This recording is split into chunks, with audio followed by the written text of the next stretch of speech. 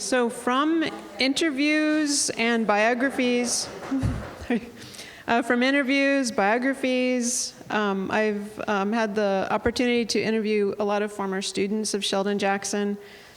And we know that in the first part of the 20th century, Native families suffered many more premature deaths than did white families in the first half of the 20th century.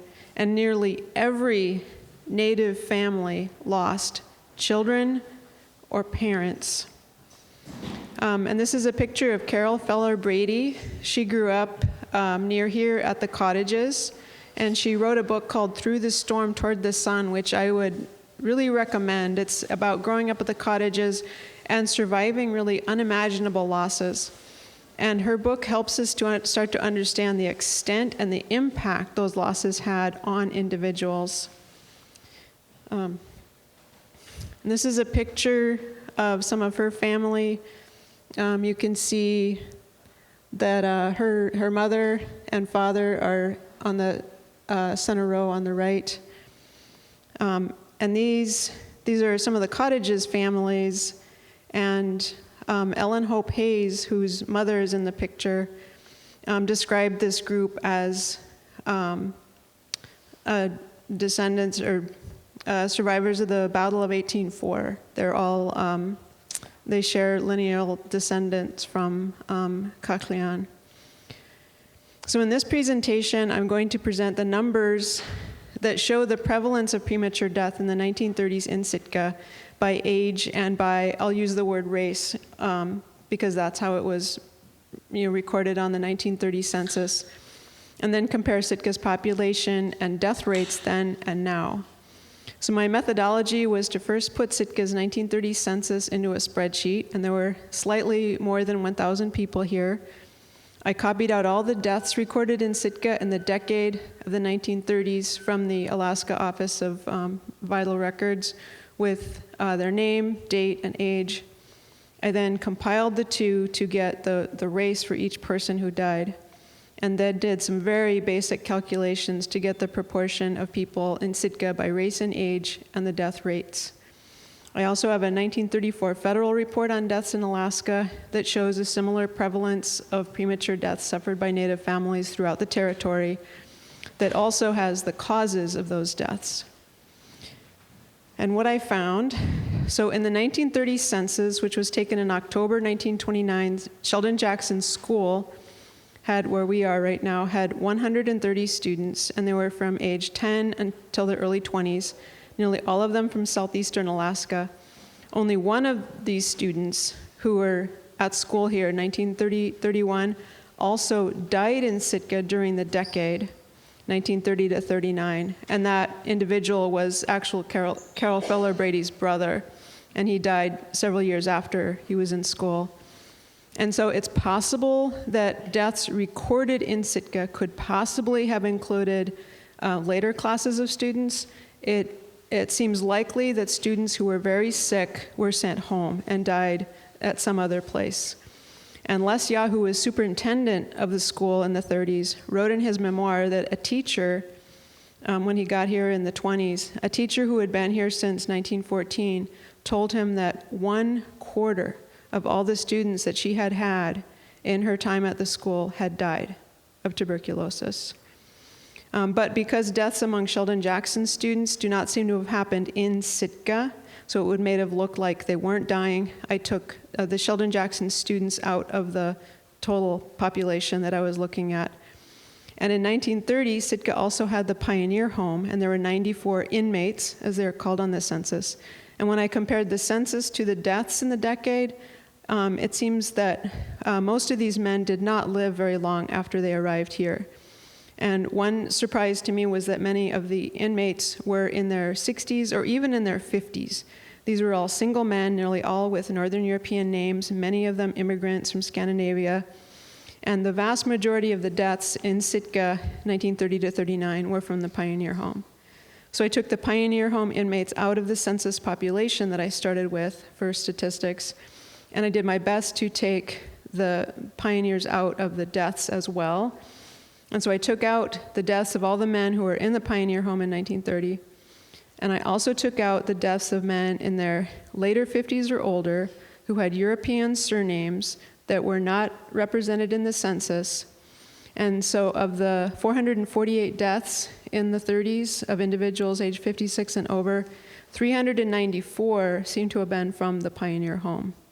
So without Sheldon Jackson or the Pioneer Home, 914 people are on the Sitka census. And that also included Jamestown Bay, Silver Bay, and other areas outside of town, Japonski Island, Goddard Village, and the area around there, and the west coast of Chichagof, but not the town of Chichagof. And here's Sitka in 1928, so very similar to what Sitka would have looked like in 1929 and in the 30s. And I don't know if, just for reference, the cottages are on the far right along the shoreline, and then you have Sheldon Jackson. And the Pioneer Home at that time was in the former Marine Barracks. So if you look at where the Pioneer Home is now, there's a fancy building with porches. So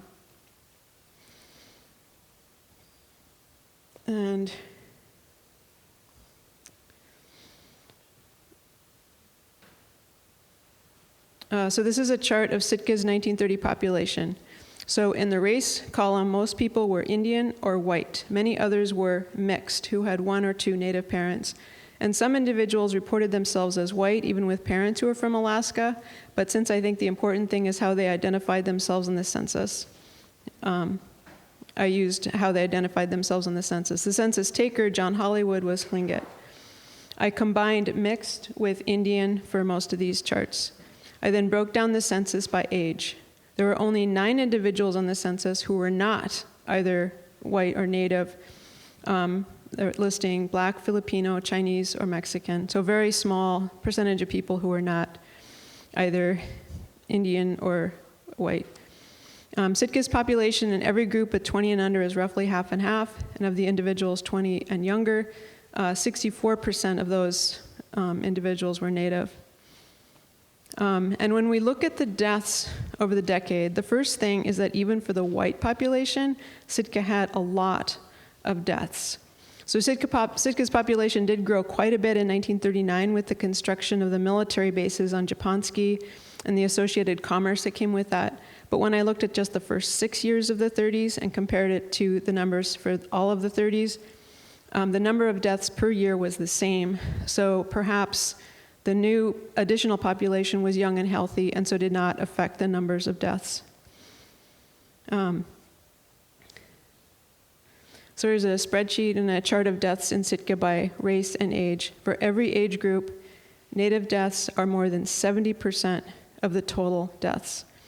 For infants and people 20 years younger, more than 80% of those deaths were from native families. And the next, death rates. This is the number of deaths per year divided by the population of that group in 1930, and then multiplied by 1,000 to get the deaths per 1,000. And this seems to be the way death rates are reported. So it's just the percentage plus a 0. And this is where it really shows the risk to native individuals. So overall, Sitka's rate of death was 23.8 per 1,000. For white individuals, it was 14. For native people, that rate was 35, and for native infants, children, and youth 20 or younger, the rate was a staggering 43.7. So in 1930, the rate of death in the United States was 11.3. So even Sitka's white population had a higher rate of death, 14, than did the United States population at large. And this general pattern was the case throughout Alaska. So the director of the Alaska Medical Services, which was part of the Federal Public Health Services, published a study of deaths in the territory from 1926 to 1930 that shows that these high death rates were the case throughout Alaska. The population of Alaska was close to 60,000 and was, like Sitka, was roughly half native, half white. So note the average death rate for the period for all of Alaska and for Judicial District Number 1, which is southeast. The rate for all of Alaska and for southeast for white deaths at 11.8 is similar and much lower than Sitka's rate of 14. The native death rate of 18.5 for all of Alaska and for District 1 of 25.2 is much lower than Sitka's rate of 35. The author notes that only in southeastern Alaska were deaths normally recorded by a professional. And so the rates of death in the other judicial districts were probably, the reported rates were probably low because not all were recorded. And the cause of these deaths is overwhelmingly tuberculosis, with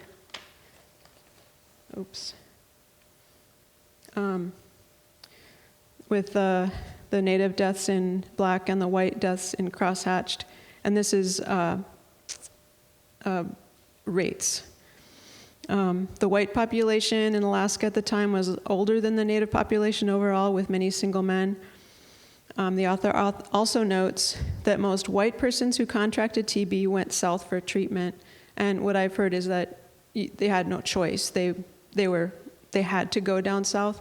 But I've also, just from what I understand, there weren't a lot of white people who got TB. So here's a chart of just tuberculosis deaths by age and race, showing the rate for black people in the United States, which is higher than the rate for whites, but still lower than that for Native Alaskans. So Sitka's population in 2022 was 8,462. Here are the numbers by age for all of Alaska in 2022. And then here is a simple chart showing the difference then and now, with the rate for Sitka's native people in the 30s, the rate for Sitka overall in the 30s, and the rates in 2022. So the main causes in 1930 of death in Alaska were tuberculosis, pneumonia and influenza, accidents, and heart disease. Overall causes of death for Alaskans in 2022, who are older on average than people who were here in the 30s, were cancer, heart disease, and accidents. And for a dramatic illustration, if Sitka now had the same overall death rate as in 1930, instead of an average of 62 deaths a year, we would have 190. If the death rate in Sitka now is the same as the death rate for Native people here in the 1930s, we would lose nearly 300 people a year on average. So deaths of infants, children, and youth are rare today. In Alaska, the rate for people under the age of 24 is less than 1 in 1,000, which would mean that Sitka, with 1,906 babies, children, and youth aged 24 or younger, would lose on average fewer than 2 if we are average for Alaska. But I think I'm pretty sure we're more than that. So causes of death for infants and children under 5 in Alaska in 2022 were, quote, conditions arising in the perinatal period, congenital conditions, and accidents.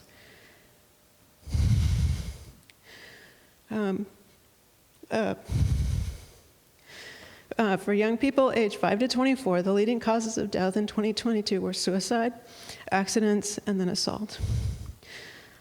So if Sitka now had the same rate of death for babies and young children and young people as in the 30s, we would lose 57 children and babies. If we had the same rate of death as that for Native babies and children in the 30s, we would lose nearly 84 every year. And then think about Sitka in the 1930s. This was a community of fewer than 1,000, losing 22 people every year, with 11 of them dying at age 20 or younger.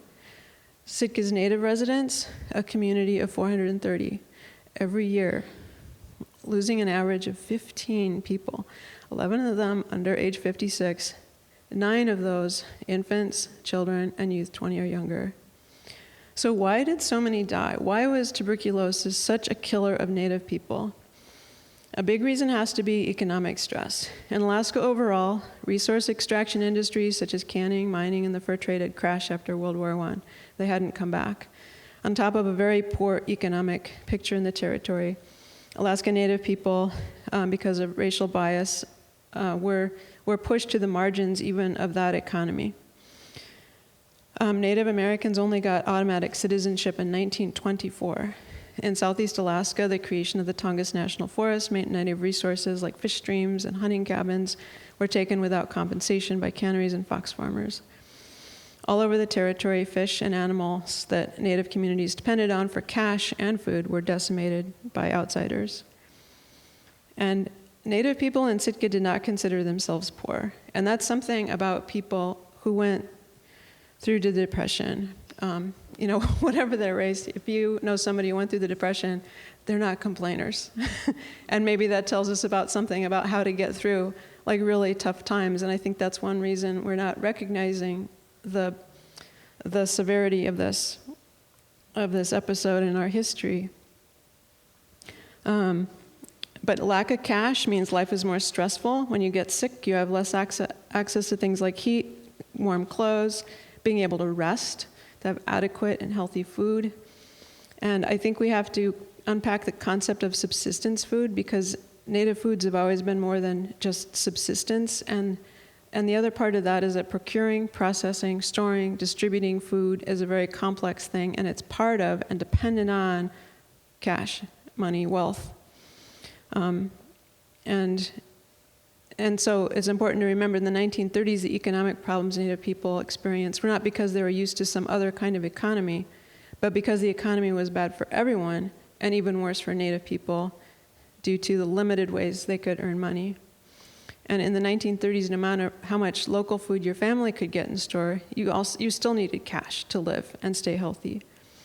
And high rates of TB go with your economic situation. And we've seen that throughout history, whether urban immigrants and tenements, the slums next to the textile mills of New England, or the high rates that we saw among Black people. And it seems clear, even to that author of that 1930 report, that the main reason was economic.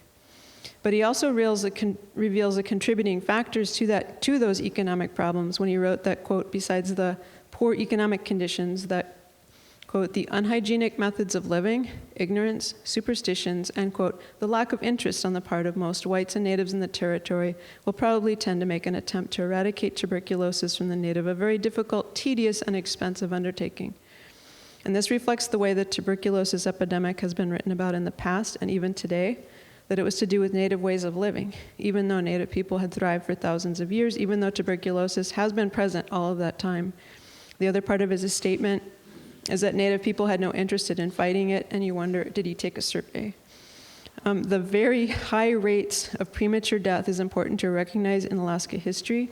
We now know about the impact of trauma and overwhelming stress that any person experiences when they lose a child or parent on a person's long-term health. And we know how PTSD affects parenting, so it's not surprising that the statistics for Native people there's still a lower life expectancy, statistically, more premature death than groups of people who are not discriminated against and who did not experience that extreme deprivation that Native people did from the late 19th into the early 20th century. And one tragic statistic that is in 2022 in Alaska, a white person's life expectancy is more than 79 years. For a Native person, it's 66. So Carol Feller Brady, in her book, told about how within just a year or two, when her two beloved older brothers were lost in a boating accident and her father died of TB, and that overwhelmed her mother. And she lost her mother to alcohol before she lost her to death. Her sister married an abusive alcoholic and died with her children in a house fire, and Carol herself, who lost her entire family by the time she was a teen, had struggles with anger, with alcohol. But even as we recognize that it was outside forces, the economy and social bias that pushed people in a bad economy even further down, leading to overwhelming losses of children and parents. We need also to see people in the 30s as more than just the result and survivors of those outside forces. Survivors of those time that I've met, they certainly don't see themselves as, they didn't see themselves as victims or survivors, and we can learn from people like Carol Feller Brady, who did not dwell on or even mention hardships, injustices, or slights. I feel very lucky to have met her and to have been part of a special trip she made to Sitka when she was about 90, to talk about growing up in the cottages and to tell about her mother, Elizabeth Kadashan James,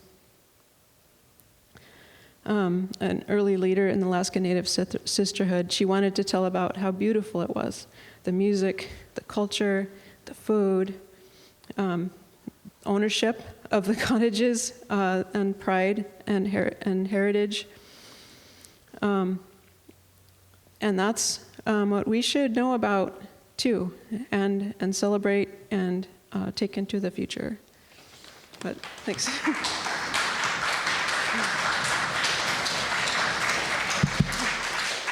Thank you.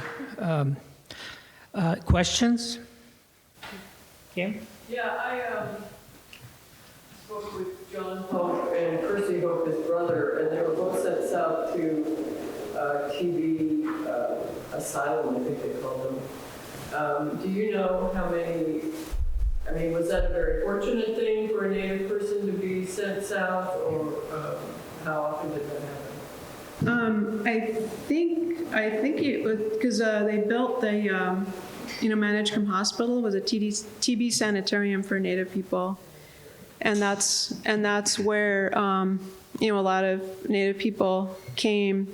And then I was just learning about Ruth Demert, yeah, Ruth Demert, who did her family have to fight to keep her at home? Yes, her grandmother kept her at home and treated her with hooligan oil and yellow smoke. She survived. She's 87 safe. And that might have been, because people did go to the TB sanitarium, and some people got better, but a lot of people died at the sanitarium, and there were a lot of people who were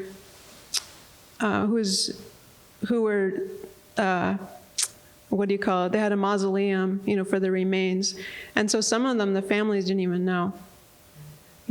That so many people there, they left home and never went back. And I don't know how good the treatment was, or what the treatment could even be, at that time, until they developed the drugs in the 50s. I know they kept them in bed for something like 9 or 10 years. I mean, those guys spent their teenage years in bed in the hospital. Yeah. Question? A family friend lost a lung, so she was sent home but she lived to her late 60s. My mom, and her mother, sisters, and brothers, big families, but short-lived. And her sister Josephine went to sanitarium, I think it was here. And she made it to the sanitarium, but her immune system was so compromised that when she went home, she got the flu. She died that way. So they were fragile. Yeah. So many stories of or one. Yeah, I mean, there's so many, and it just breaks your heart. Yeah, and yeah. A small correction. Mm-hmm. This is Mrs. Sloan. That's her maiden name. This is John Cameron, Swanton's main interpreter and informant. Oh. So it should be Mr. and Mrs. Cameron. Or. Unless you want to use his wife's name as his last name, but that's not what they did. It's just, Okay. he's a very interesting person. Zach Jones has a paper on Swanton and Sitka, and he talks about him. He had 2 children with this lady who was much older, like 20 years older than he was. And he also raised John Hope, your uncle. I'll be talking about Merrill, the photographs tomorrow, and this is a Merrill. So we're going to come back to this picture tomorrow afternoon. Oh, great. Go ahead. Yeah. Question. I apologize. I have an auditory processing disorder, but I don't remember you mentioning the Alaska Native Sisterhood and how they would go house to house, or did I miss that? that they would go house to house? So they were formed 4 years after Alaska Native Brotherhood during this pandemic. And one of the things I was taught was that they went to houses and taught other families how to be more hygienic and wash hands regularly to help prevent diseases. In Wrangell or here in Sitka? Wrangell, Haynes, here. Neat. Wow. Yeah, that's wonderful. Question, Kim? Oh, I was going to add to that, in June, they called it the Clean Committee. All right, thank you very much. One more question, and we take a break. I have a question regarding death certificates. In our family, you either died because of alcoholism or tuberculosis. But I noticed the number of the death certificate says consumption. What does that mean? And how could you break that apart from other? Here, that was what they used to call It's the tuberculosis. same thing. Yeah, it's an older name. Yeah. Wow. My auntie Rachel Maida Madden was a survivor and made it to Luna and lived to be in her late 70s. And my mom shared how they would go to the Sitka by the window, and they would be playing down below the window just so that she could see her family. Wow. Well, yeah, thank you very much. Too, yeah, for talking about the people who survived, and that's very needed.